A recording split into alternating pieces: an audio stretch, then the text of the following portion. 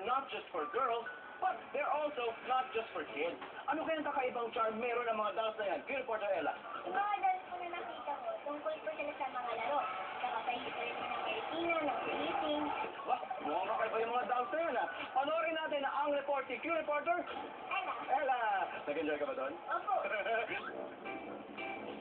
Kapag sa libro lang nababasa ang tungkol sa history and culture, minsan ay hirap ito maintindihan.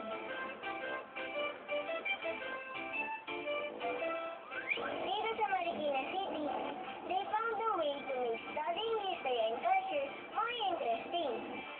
Kaya sa Marikina Dal Museum, mga pinag-aaralan natin sa libro come to life. Ito ay dahil sa mga diorama ito.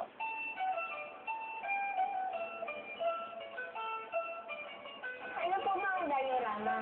Ang diorama ay miniature na setup ng pangyayari ay pinapakita lahat ng aksyon.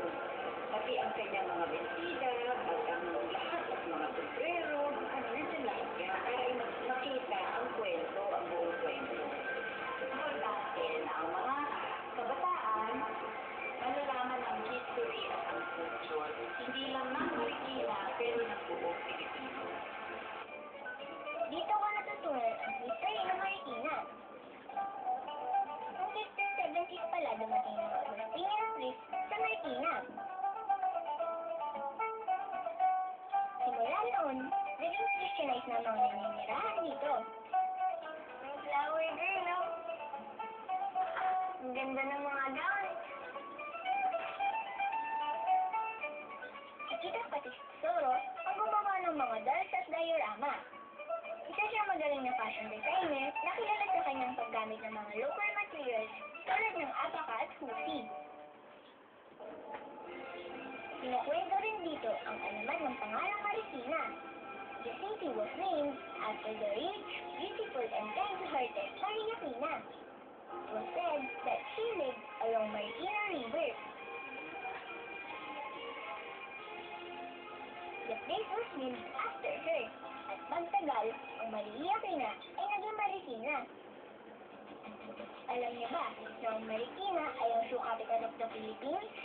Matitibay at magaganda kasi ang mga sapatos na gawa rito. Kaya naman ipinapakita rin sa museum kung paano nagsimula ang industry na ito sa Marikina. Si Don Laureano Kapitan Moy Guevara na nagsimula ng shoe business dito.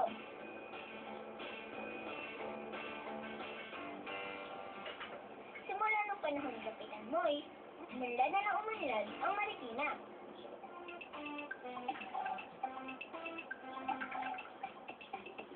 Kaya ang mga paborito nating larong Pinoy, makikita sa mga dioramang ito. Naglalaro sila ng sangkaw, pati ako naglalaro din ako niyan eh. Iko? Laguan? Ano? Pero mga dyan sa nagtatago oh.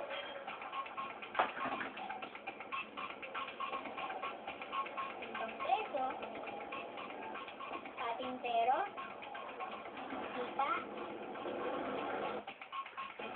luksong pinig. Maalala natin, ano ba ang mga kakayahan natin noong araw, nung wala pang mga computer, wala pang mga kotse dyan sa labas, wala pang mga sinihan, yung mga part na ito. Nakalimutan, yung tama yun. Napaindok naman ako sa mga Philippine dance dioramas na nakita ko.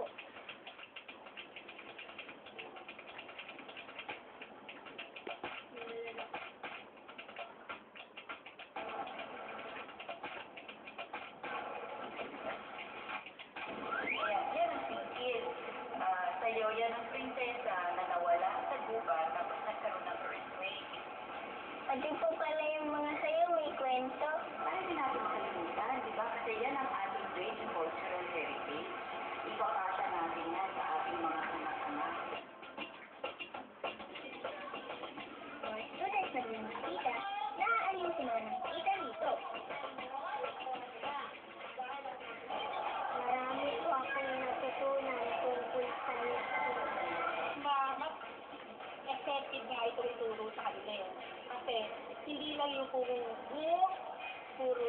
writing sa makikita nila. Natutunan ko rin dito that dolls are not just for playing. They can also teach us about our nation's rich and culture and history. Ako po si Curie Porter Ella, naging on cue.